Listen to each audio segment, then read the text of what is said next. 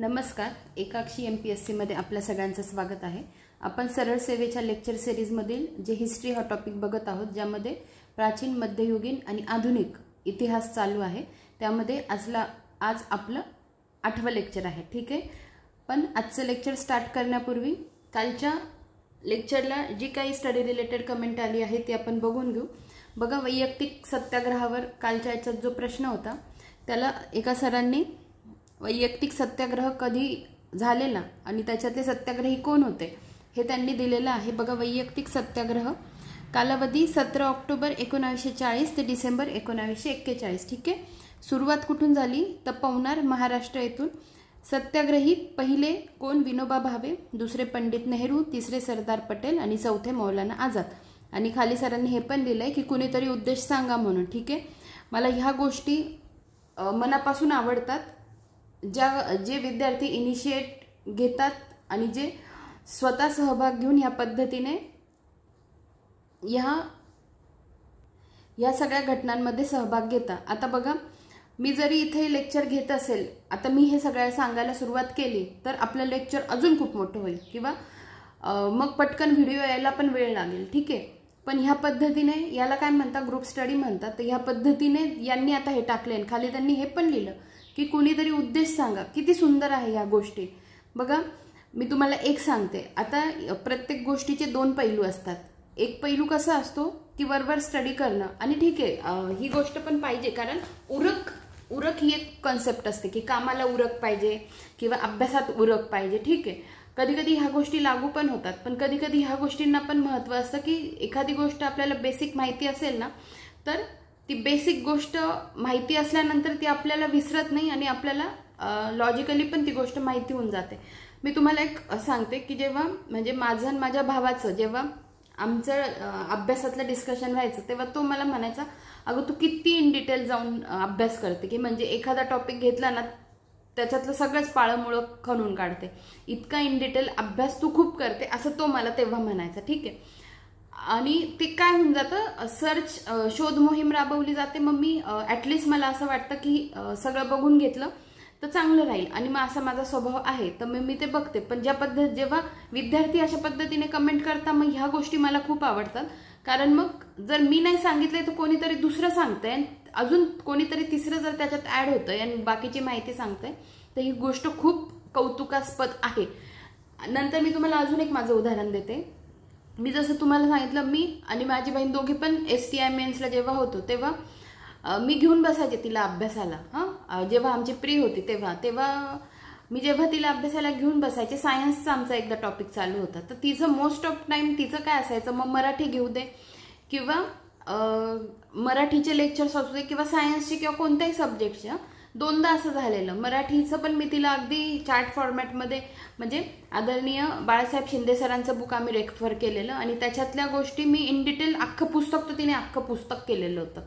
Even माझं तेव्हा एवढं झालं नसेल तेवढं तिचं झालं होतं, आणि ती अजूनही मला म्हणते की तू मराठीचे लेक्चर्स घेशील ना तेव्हा आपल्या सगळ्या ट्रिक्स सांगून दे, कारण मला खूप फायदा झाला होता, असं ती मला सांगते। आता आपलं मराठीचं सेशन अजून स्टार्ट नाही झाले, जेवढे झाले आहेत तेवढे आहेत, पण जसा जसा तो पाठ येत जाईल त्यानुसार मी तुम्हाला गोष्टी त्या सांगत जाईल ट्रिक्सच्या स्वरूपात। तर मुद्दा काय होता की मी एकदा सायन्सचं लेक्चर घेऊन सायन्स विषयी तिला सांगत होते। आता ती जरी माझ्यापेक्षा मोठी असली, पण ती माझ्या नंतर पडली ह्या क्षेत्रात। मी थोडी सिनियर होऊन गेली होती MPSCच्या क्षेत्रात, त्याच्या आधी मी 2 प्री पास झाले होते।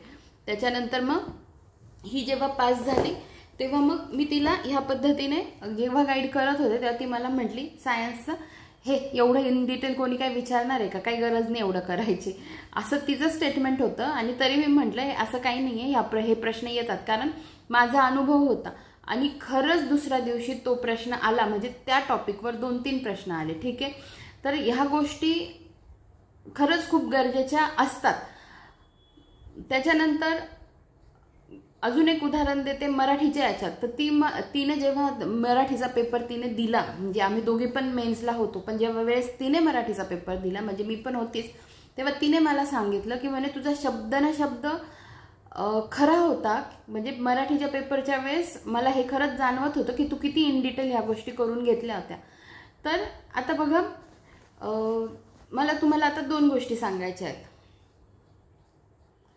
एक तर जेव्हा म्हणजे एखादं सेशन मी असं आणेल ना, मी तिला स्वतःला तुमच्याशी बोलायला लावेल आणि ती तिचे एक्सपिरियन्स शेअर करेल की कमी अभ्यासात पण तिने कसं केलं. आणि दुसरी गोष्ट मला अजून एक सांगायची आहे, मी जी दरवेळेस सांगते, माझे आधेमध्ये काही काही लेक्चर खूप मोठे झालेले आहेत. आपलं मेन लेक्चर कदाचित असेल 20 ते 30 मिनिटाचं किंवा 20 मिनिटाचं असू शकतं, पण जास्त अवांतर बोलता बोलता मग त्याच्यात कमेंट्स पण येतात, बाकीच्या काहींच्या कमेंट्सला आन्सर येतात, ते उत्तर देता देता लेक्चर 50 मिनिटं 55 मिनिटाचं होऊन जातं. मी पुन्हा सांगते तुम्हाला की तुम्हाला पुढे ढकलण्याचं ऑप्शन आहे.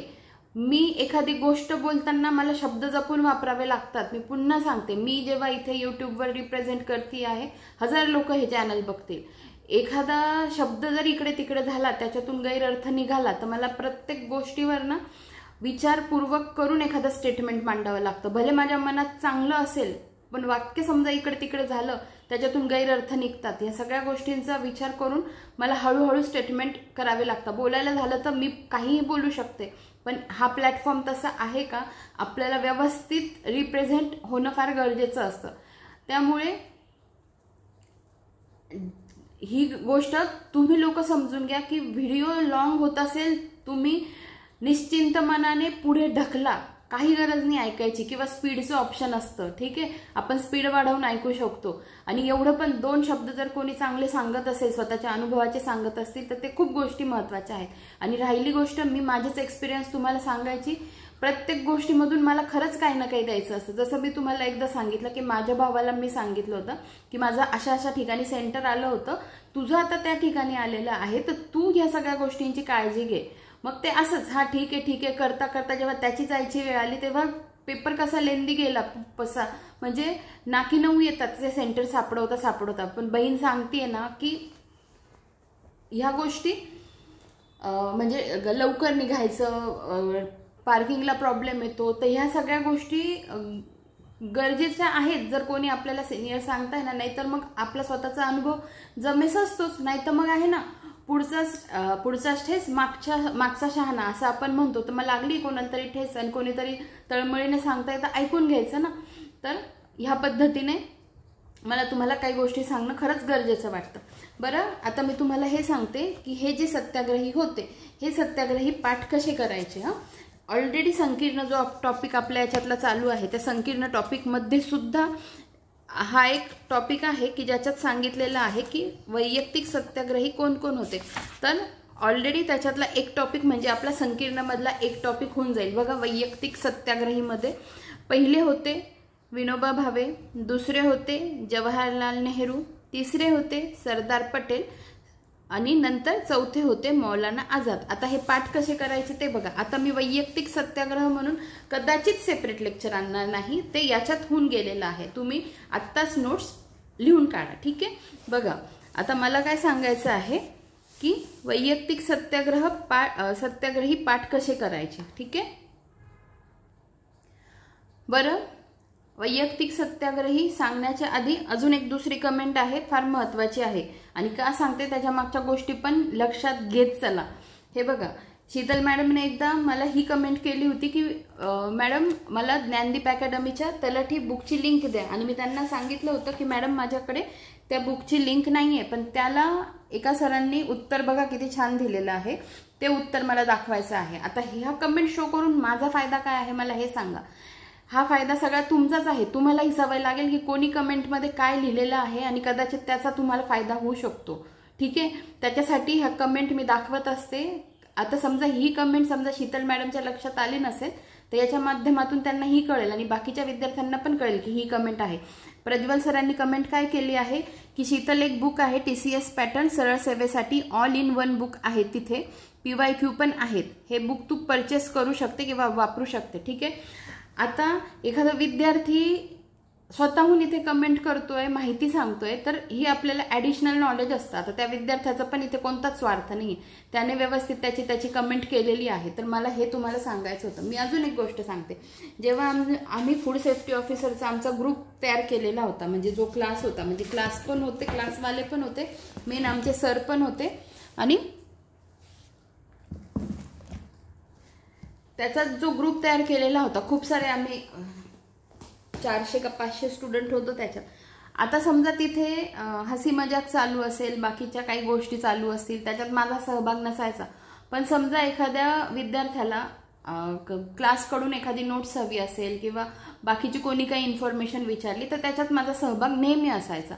याच्याने काय व्हायचं की लोक काय करतात, मग जे कामाचं असेल ना, कोणी कामाचं काही सांगत असेल त्या लोकांना हेरतात की म्हणजे अरे ह्या मॅडमचे, म्हणजे मी सुद्धा, माझं सुद्धा हे लक्ष असतं. म्हणजे मला जर एखाद्या व्यक्तीला ग्रुपमधून, एक तर मी ह्या गोष्टी करत नाही की एखाद्या व्यक्तीचा नंबर घ्यायचा आणि त्याला बिनकामचा फोन करायचा. मला पण एखादी गोष्ट अडली, आमच्या याच्यात अडली, तर मग मलाही विचार करावा लागायचा की मी एवढ्या लोकांपैकी आता कोण मला ह्या गोष्टीचं उत्तर देऊ शकतं. तर ह्या गोष्टी असतात ऑब्झर्वेशनच्या, ज्याच्यात आपण ऑब्झर्व करतो की कोणाची बोलण्याची लँग्वेज कशी आहे, कोण कशा पद्धतीने रिप्रेझेंट होतं आहे. तर मला जर एखाद्याला कॉल करायचा असेल, मी पण 10 वेळा विचार करते की मी समोरच्या व्यक्तीला कॉल करू की नको. बरं, कॉल करून मी फक्त माझ्याच बद्दल बोलते की माझं असं काम आहे, मला हे हवं आहे. बाकी मग तुझा किती अभ्यास झाला, आणि मग तू क्लास कधीपासून लावला, आणि मग तू प्रीच्या आधी लावला का, मग तू मेन्स रिझल्ट लागल्यानंतर लावला का, मग आता तू तर आधीपासून लावला असेल तर तुझा अभ्यास खूप झाला असेल, मी तर आत्ता लावला, मग मी काय करू. ही जी ह्युमन टेंडन्सी आहे ना, ही इतकी विचित्र आहे, कारण ह्या फेजमधून मी गेलेली आहे. मी इतकं बोलते ना, तर मला ह्या गोष्टींचा खरंच वैताग आलेला आहे. म्हणून मी म्हणते कंपॅरिझन कशाला करतात. भले मी आता एखाद्याला माहिती असेल आपण 100% प्री पास होणार आहे, मग तो मेन्ससाठी प्रयत्न करेल ना. बरं, हे बोलणारे कोण असतात, स्वतः पोस्ट होल्डर असतात. एखादी पोस्ट असते, चांगली पोस्ट असते असंही नाही, STIची वगैरे पोस्ट असते, मग पुढच्या पोस्टसाठी ते अप्लाय करतात आणि मग दुसऱ्यांशी कंपॅरिझन करतात. मी ह्या गोष्टी टाळते अक्षरशः. तुम्ही पण कधी आहे ना, समोरच्याशी अप्रोच होताना ना कामाशी काम ठेवायचं, म्हणजे जास्तीची चौकशी नाही करायची. मग समोरचं जेवढी माहिती देईल ना तेवढी ठीक आहे, आपलं काम आहे ना. मग समोरच्याला फक्त सांगायचं माझं तुमच्याकडे, मी पण मुलांना कॉल केलेले आहेत, पण इतकं व्यवस्थित माझं बोलणं असतं मुलांशी पण, आणि मुलींचे पण मला कॉल आलेले आहेत. हे कॉल येणं कसं असतं माहिती आहे का, कारण ग्रुपवरून आहे ना, समजा आन्सर रायटिंग असेल किंवा बाकीच्या काही गोष्टी असतील, मग कोण काय आन्सर रायटिंग करतंय ह्या गोष्टीकडे पुन्हा, मग तुझा आन्सर तर फारच छान असतं, हे असे मेसेज येतात बरं का. हे जेव्हा कॉमन ग्रुप असतो ना, बरं ठीक आहे ना, सगळ्यांना आहे अभ्यासाचा चान्स दिलेला आहे. हे मी तुम्हाला का सांगते माहिती आहे, हे वागण्यातले एटिकेट्स असतात, हे सगळ्यांनी पाळलेच पाहिजे. कारण तुम्ही स्वतःच्या कामासाठी कोणाला तरी फोन करताय, आणि तुम्ही जेव्हा त्या व्यक्तीच्या पर्सनल लाईफवर येता ना, ह्या गोष्टी खूप चुकीच्या आहेत. मी तुमच्याशी माझं संभाषण जास्त होत नाही, पण जे कोणी मला प्रत्यक्षात माझ्याशी भेटलेले आहेत, जे माझ्याशी बोलतात, मी स्ट्रेट फॉरवर्ड उत्तरं देणारी मुलगी आहे. तरी मी इथे शांततेने बऱ्याच गोष्टी घेते. म्हणून मग मला आहे ना, कधीही कोणत्याही पोस्ट होल्डर व्यक्तीचं आहे ना, कधी काही अप्रूप वाटत नाही. हां, ती व्यक्ती खरंच जेन्युइन असेल, चांगली असेल, तिचं नेचर चांगलं असेल ना, तिच्याविषयी कुठेतरी रिस्पेक्ट निर्माण होतो. पण म्हणजे आपण पण त्या पोस्टला होतो आणि मग आपलं झालं नाही, मग बाकीच्यांचा द्वेष करायचा आणि मग आपण दुःखी राहायचं. ह्या गोष्टी माझ्या आयुष्यात ना कधी घडलेल्या आहेत, ना कधी भविष्यात घडतील. तर थोडेसे समोरच्याशी बोलताना एटिकेट्स पाळायचे. म्हणजे ही सवय आम्हाला लागली आहे जेव्हा आम्ही, आता पुन्हा विषयांतर होतंय, खरंच ऐकून घ्या तुम्ही. ही सवय आम्हाला कधी लागली मी तुम्हाला सांगते. जेव्हा मी पासआउट झाले, माझं BMS झालं, आणि जेव्हा मी पासआउट झाले तर मला हॉस्पिटलमध्ये मी इंटरव्ह्यू द्यायला जायचे. तर माझ्या एका मैत्रिणीने मला असं हॉस्पिटल सांगितलं, माझ्या जिल्ह्यातलं त्यावेळेचं सगळ्यात फेमस म्हणजे टॉप मोस्ट हॉस्पिटल असणाऱ्यांपैकी ते एक हॉस्पिटल, आणि अजूनही ते टॉप मोस्ट हॉस्पिटलपैकी आत्ताचं आहे, मल्टी स्पेशालिटी हॉस्पिटल. ठीक आहे. तर तिने आम्हाला त्या याच्यासाठी सांगितलं कारण तिथे कोणते डॉक्टर टिकायचेच नाही, कारण तिथे वर्कलोड इतकं असायचं की खूप म्हणजे खूप काम. पण मी तुम्हाला सांगते, त्या हॉस्पिटलमध्ये काम केल्यानंतर ना, जो कॉन्फिडन्स बूस्ट झाला, जे काही म्हणजे आमची आता इतकी लेव्हल येऊन गेली ना, की म्हणजे आम्हाला कोणत्याही हॉस्पिटलमध्ये डायरेक्ट टाकलं की आम्हाला भीती नाही वाटायची. कोणत्याही टाईपचे कन्सल्टंट आले, पेशंट बघायला आले, हँडल करावे लागले, तर ते हे असतं डेडिकेशन आपल्या कामाप्रती. तिथे आम्ही जवळजवळ 1 वर्ष दोघींनी पण जॉब केला. म्हणजे तेव्हा पण आमचं पर्सनल क्लिनिक होतं.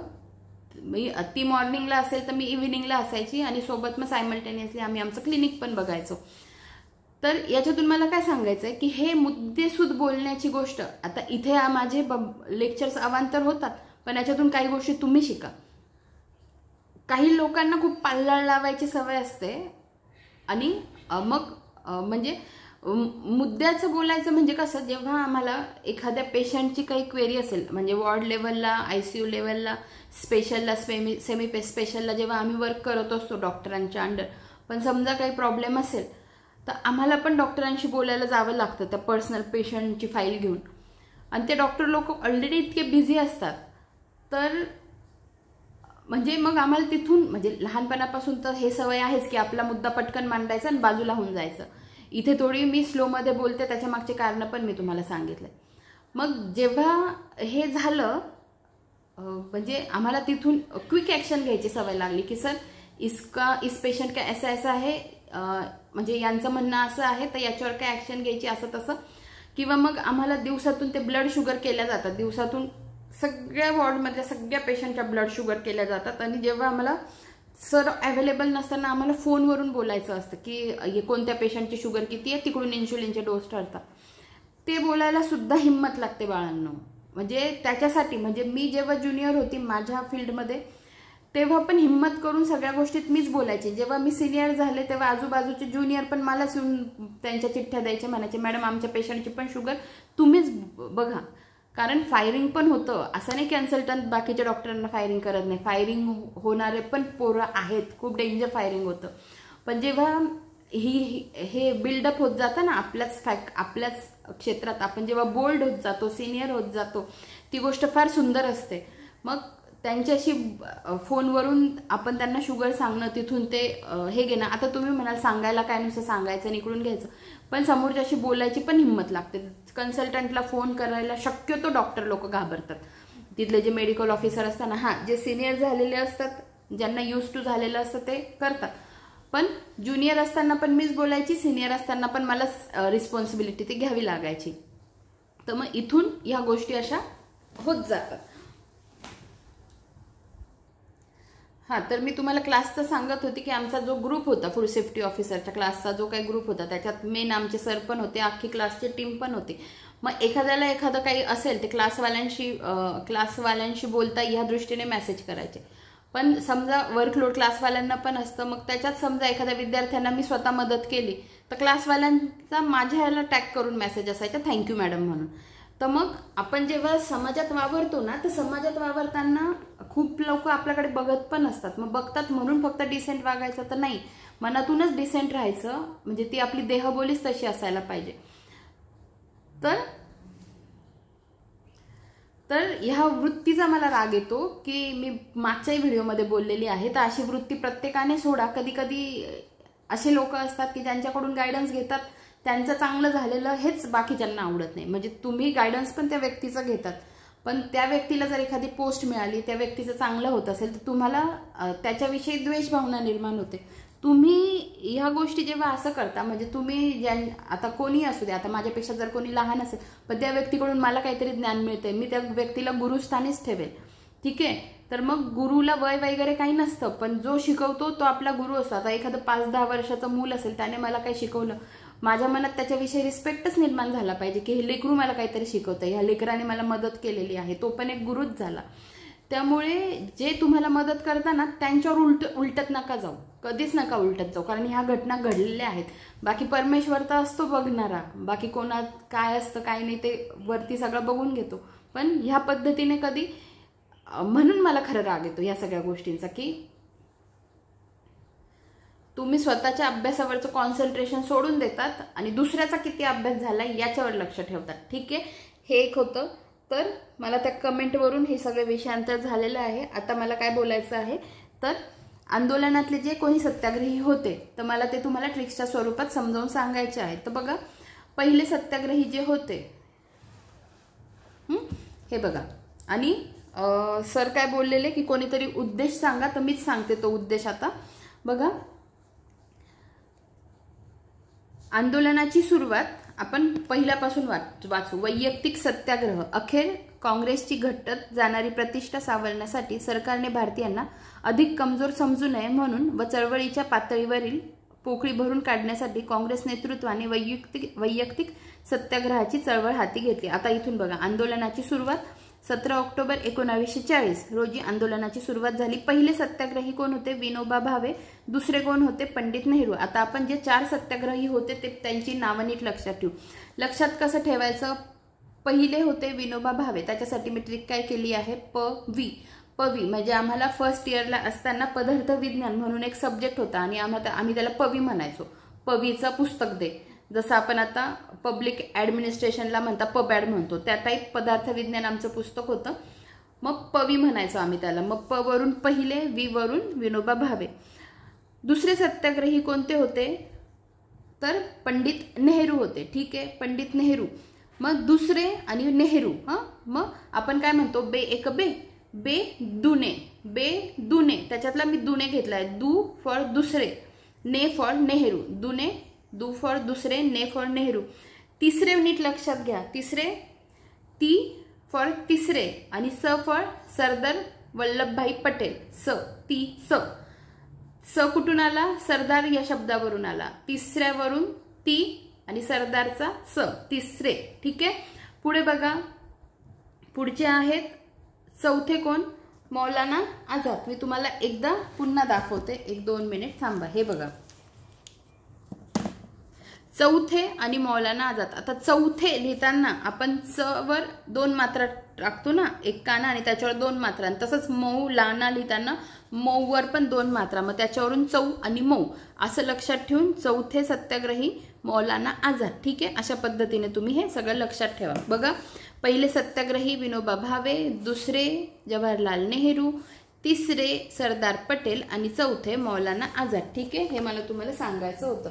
आता ते सर काय बोलले की कोणीतरी उद्देश सांगा. ठीक आहे, आता इथे जे उद्दिष्ट म्हणून लिहिलं आहे आपण ते बघू शकतो. आता उद्देश आणि उद्दिष्ट याच्यात थोडा मायन्यूट फरक आहे, पण सध्या आपल्याला जे काही माहिती आहे उद्दिष्ट आपण हे उद्देश म्हणून बघू शकतो. तर बघा, वैयक्तिक सत्याग्रह चळवळीचे उद्दिष्ट. एस गोपाल म्हणतात, वैयक्तिक सत्याग्रहाचे उद्दिष्ट हे चळवळ अगदी खालच्या पातळीवर आणि सौम्य प्रमाणात चालवण्याचे होते. ठीक आहे, हे एक उद्दिष्ट लक्षात ठेवा. त्याच्यानंतर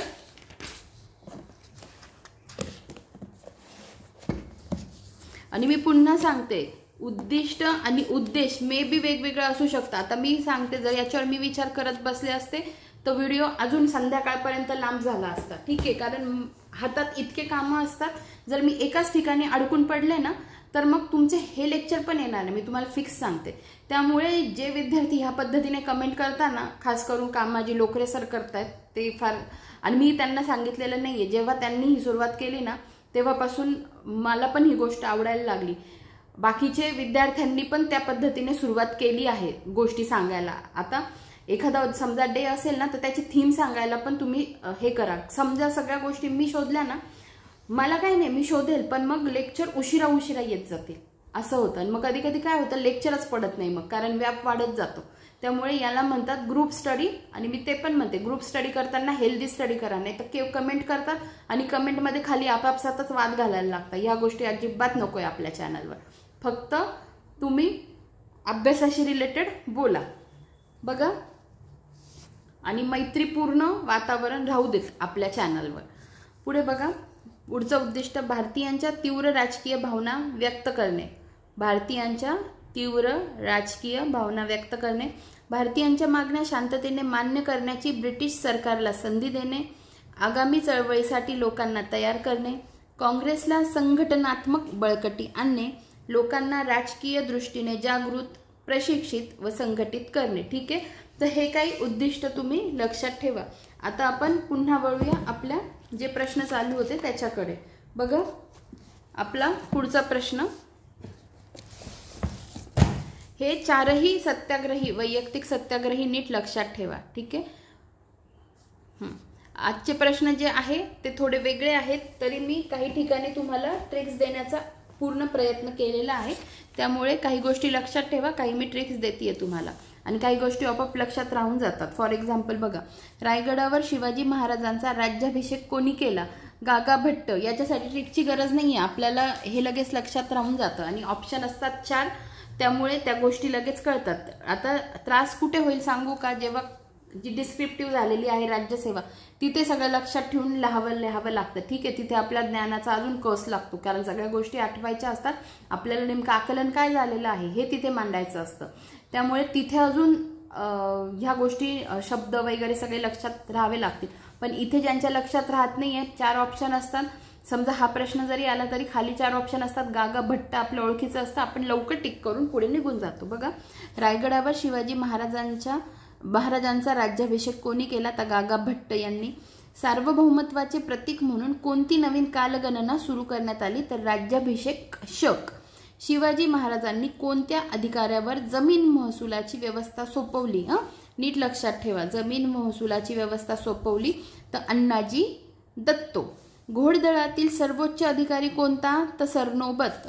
नीट लक्षात ठेवा, मी स्क्वेअर करते आहे. जमीन महसुलाची व्यवस्था कोणावर सोपवली? तर अण्णाजी दत्तो. आता याच्यासाठी ट्रिक नाही आहे, पण ऍटलीस्ट जमीन महसुलाची व्यवस्था अण्णांवर सोपवली किंवा दत्त महाराजांवर सोपवली, असं काहीतरी कोरिलेट करा. मग जमीन महसूल म्हटलं की तुम्हाला अण्णा किंवा दत्तो किंवा दत्त असं आठवायला पाहिजे. जमीन महसुलाची व्यवस्था अण्णाजी दत्तोंवर. घोडदळातील सर्वोच्च अधिकारी सरनोबत. सर्वोच्च अधिकारी. आता हे कसं लक्षात ठेवा, घोडा कसा सराईत असतो ना पळण्यासाठी, तर मग सरनोबत, सराईत असे शब्द कोरिलेट करून लक्षात ठेवत चला. ठीक आहे. सिद्धीला शह देण्यासाठी शिवाजी महाराजांनी कोणता सागरी किल्ला बांधला? तर पद्मदुर्ग. ठीक आहे, पद्मदुर्ग.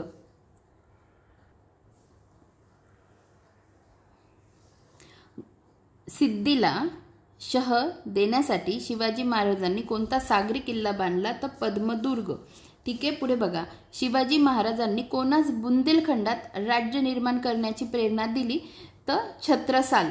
यस, बघा, शिवाजी महाराजांनी बुंदेलखंडात कोणास बुंदेलखंडात राज्य निर्माण करण्याची प्रेरणा दिली? ते छत्रसाल. आता लक्षात कसं ठेवायचं की बुंदेलवरून बूंद लक्षात ठेवा. बूंद म्हणजे काय? जो थेंब येतो वरून आकाशातून, बुंदे.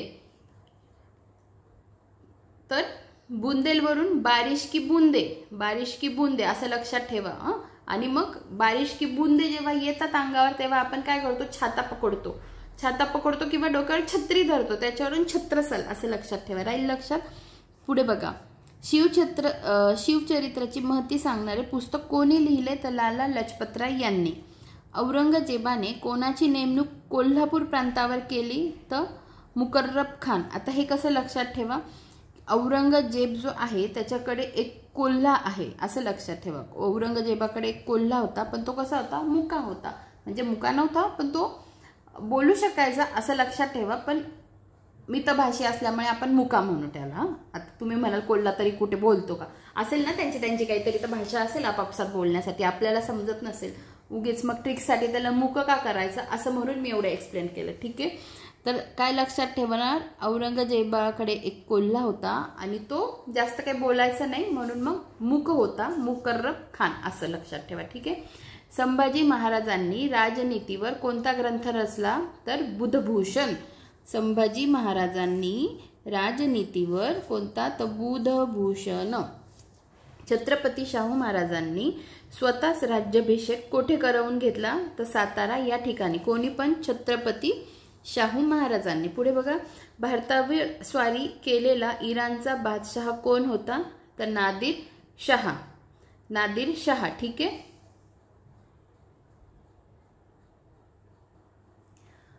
पुन्हा बघा,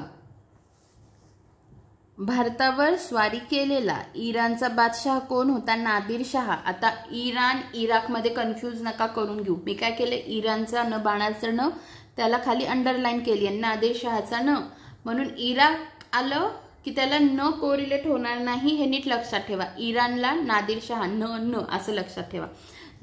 जाटांच्या सत्तेचे केंद्र कोणते? तर मथुरा. ठीक आहे. आता जाटांवरून एक शब्द आपण केसांची जट होते बघा, असं लक्षात ठेवा. जाटांवरून एक शब्द लक्षात ठेवा, जट. मथुरावरून मंथरा लक्षात ठेवा. मग असं लक्षात ठेवा, जी रामायणातली मंथरा आहे की तिच्या केसांची जड झाली एका ठिकाणी, असं लक्षात ठेवा. आणि त्यावरून मंथरा आणि जाटांच्या सत्तेचे केंद्र कोणते, तर मथुरा, हे असं लक्षात ठेवा.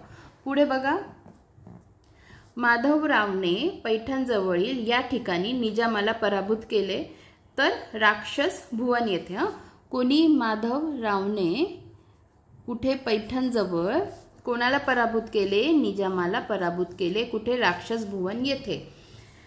पुढे बघा, मल्हारराव होळकर कोणत्या युद्धनीतीत निष्णांत होते, तर गनिमी कावा. मल्हारराव होळकर कोण, तर अहिल्याबाई होळकर यांचे ते सासरे. ठीक आहे, मल्हारराव होळकर यांच्या सून अहिल्याबाई होळकर होत्या. ठीक आहे, त्यांची युद्धनीती कोणती, तर गनिमी कावा. पुढे बघा, हां, मला दुसरं काय सांगायचं होतं की मल्हारराव होळकरांचा जीवनक्रम 1693 म्हणजे 1693 ते 1766. पुढे बघा, गायकवाडांनी गुजरातमधील कोणते ठिकाण सत्तेचे केंद्र केले, तर वडोदरा. हां, हे लक्षात ठेवा. आपण गायकवाड म्हटलं की गुजरात कन्सिडर करतो. हां, मग हे सोपं आहे लक्षात ठेवायला. गायकवाडांनी गुजरातमधील कोणते ठिकाण सत्तेचे केंद्र केले, तर वडोदरा. पुढे बघा, छपाई यंत्राचा शोध कोणत्या सुमारास लागला, 1450. अतिशय महत्त्वाचा पॉईंट आहे हा. बायबल हा ख्रिस्ती धर्म कोणत्या भाषेत होता. हां, बायबल हा ख्रिस्ती धर्मग्रंथ म्हणायचा असेल कोणत्या भाषेत होता, हे पण अतिशय महत्त्वाचं आहे. लॅटिन, ग्रीस दिलं, अजून कोणती दिली तर आपल्याला चुकू नका, लॅटिन भाषेत होता. इसवी सन 1607 ते 1733 या काळात इंग्रजांनी उत्तर अमेरिकेत किती वसाहती स्थापन केल्या. बघा, 1607 ते 1733 इंग्रजांनी उत्तर अमेरिकेत किती वसाहती स्थापन केल्या, तर 13. फ्रेंच राज्यक्रांतीचा उद्गाता कोणास मानले जाते, फ्रेंच राज्यक्रांतीचा उद्गाता कोणास, रूसो.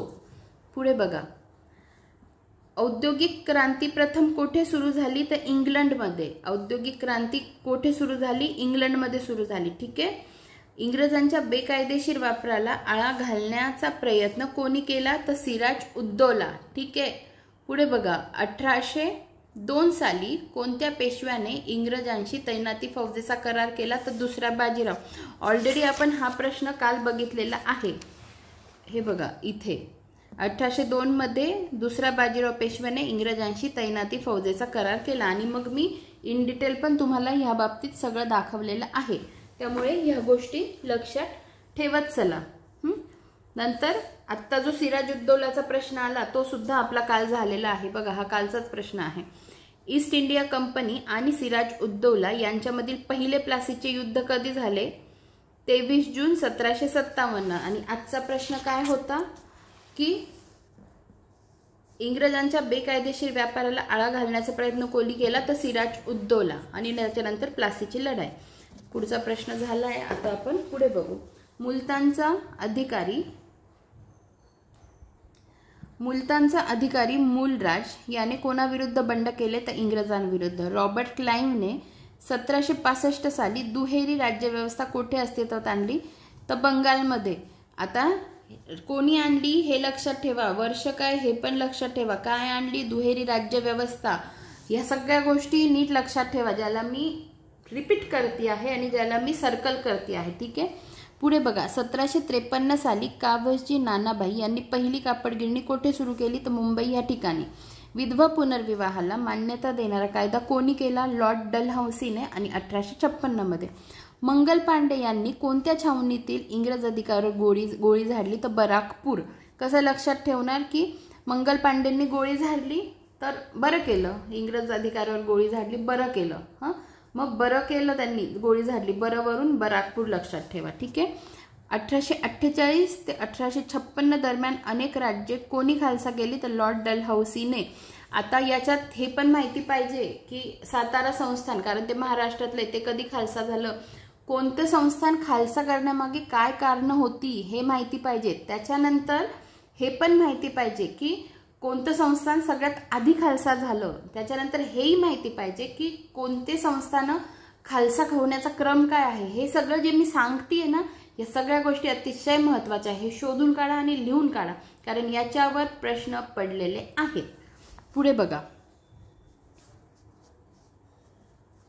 आणि आता जसं मी तुम्हाला सांगते, आता हे सगळं मी जर शोधायला गेली तर लेक्चरच येणार नाही मग अशा पद्धतीने, कारण एका प्रश्नात बघायला गेलं तर मग आपण खूप इन डिटेल जाऊ शकतो. आणि जर कोणाला आवडत असेल तर त्यांच्यासाठी आपला कमेंट बॉक्स ओपन आहे, त्याच्यात तुम्ही नक्कीच शेअर करा तुम्हाला इच्छा झाली तर. पुढे बघा, भारताचा सम्राट म्हणून कोणाच्या नावाने द्वाही फिरवण्यात आली? बहादूर शाह जफर.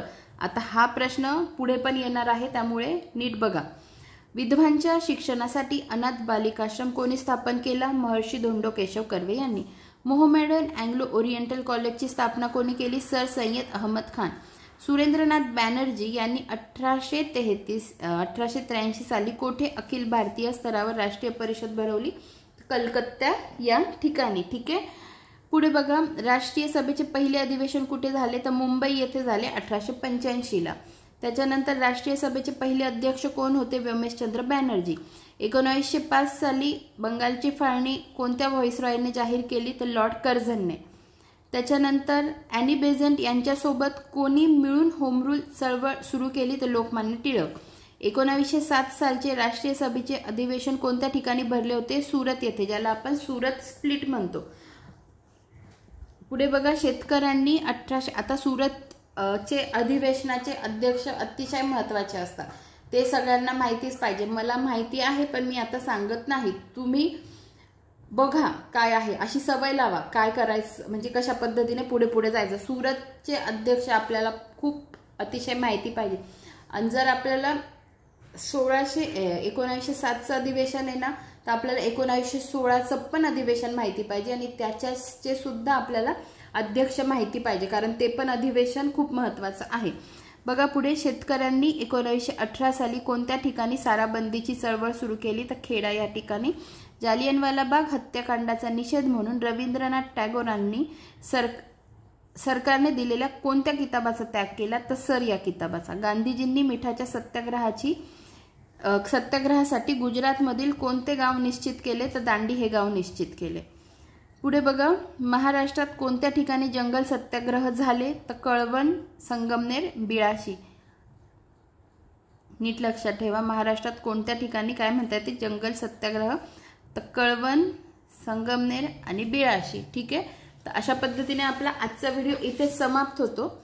आपण लवकरच भेटूया पुढच्या व्हिडिओमध्ये, आणि आज कदाचित एखादे 2 व्हिडिओ मी संकीर्ण या टॉपिकवर आणेल. ठीक आहे, संकीर्ण या टॉपिकवर मी एखादे 2 व्हिडिओ आणेल. धन्यवाद.